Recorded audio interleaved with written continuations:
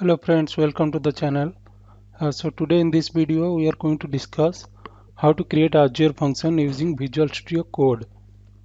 Okay, so before we start the development, we should know what are the things needed as part of this development activities. So first thing is we need a Azure subscription or an Azure account, and then the next thing is we need Visual Studio Code to be installed in our machine. Along with that, you have to install the Azure function extensions.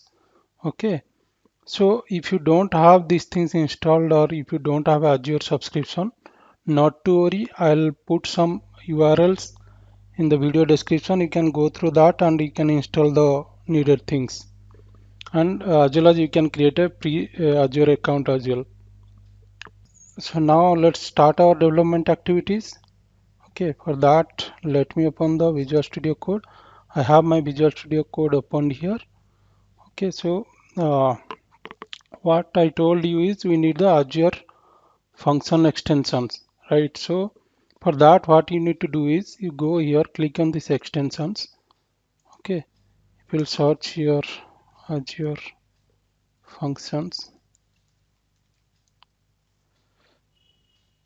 So you can see here it is showing this Azure function extension. So actually I have already installed this, so it is not showing me the install button here. Otherwise you can able to see the install button here. You can click there to install the Azure function extensions. Okay, so once you will do that installation, you can directly go and create the Azure function project. Okay, for that what we need to do is click here the Azure icon, and then you can see here function is there and the storage is there. So you will have to create a function project. So just click here, create a new project. Okay, now you have to choose the location where you want to save the project, right? So I kept that location default one for me, and then you choose a language, like on which language you want to write the function. Okay, I'll choose your C sharp.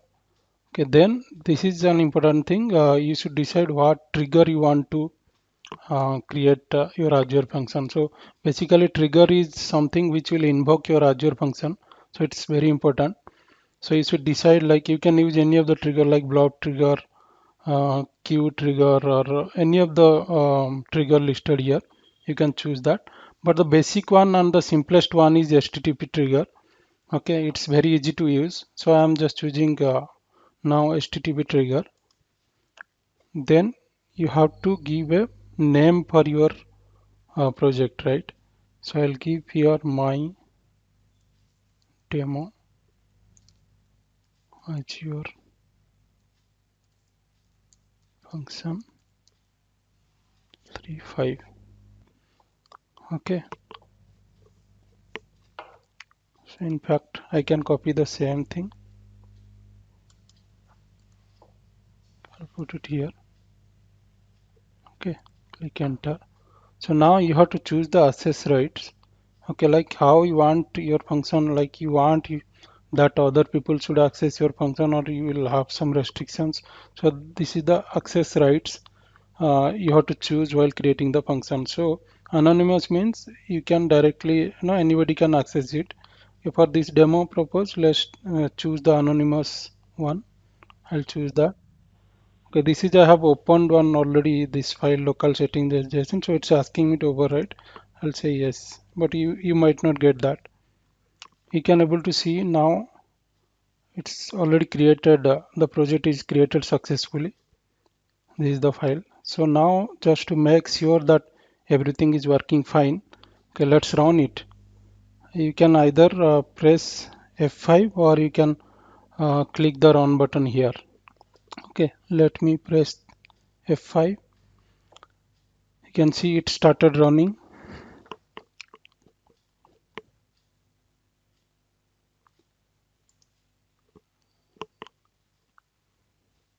Yeah, so you can see the project, the function got created.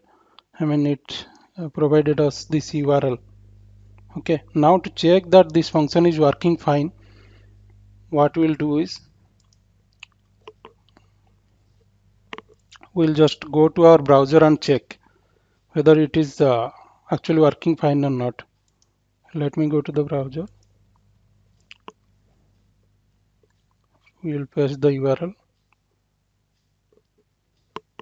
So I'll say enter. It is showing me that this HTTP trigger function executed successfully. Pass a name in the query string parameter. So if you see here the code, okay, we'll have to pass the name value. Okay, so name value parameter as a query string you have to pass. You will see the function code properly. Okay, so let's go here and append the one value for the name. Okay, so name equal to, say I'll give Raj. I'll press enter. So you can able to see it is showing me hello Raj. This is the HTTP trigger function executed successfully. That means it's working fine. Okay, now one more thing, how we can debug it. Okay, so what I'll do is I'll put a debugger here. Okay, it's very simple. Just put a debugger here or wherever you want. Okay, then you can go here and just select it and press enter. So you can able to see the debugger is hit here. Okay, and whatever value, the name value, you will see the parameter we passed as name equal to Raj, and you can able to see here it is coming. So this is the way you can debug it. So till now what we have done is we have created the function project, and then we have tested in locally in the browser whether it's working fine or not. Then we saw how to debug the Azure function locally in Visual Studio Code. Okay, now the what we'll do is we'll see how we can deploy it to the Azure. Okay, so let's run this. Okay, now what we need to do is to deploy it, you go and click here, deploy to function app. You can able to see here, deploy to function app. Okay, now let's stop it and disconnect it. Then you click here, deploy to function app. I clicked here. So it is showing create new function app in Azure. I'll just say click on new one. So you have to provide a name now. I'll give your my demo Azure function 89. Okay, now you have to choose the location. Okay, so you can choose based on your choice. So let's keep it Central US. I can see here it is showing that it is creating the storage account.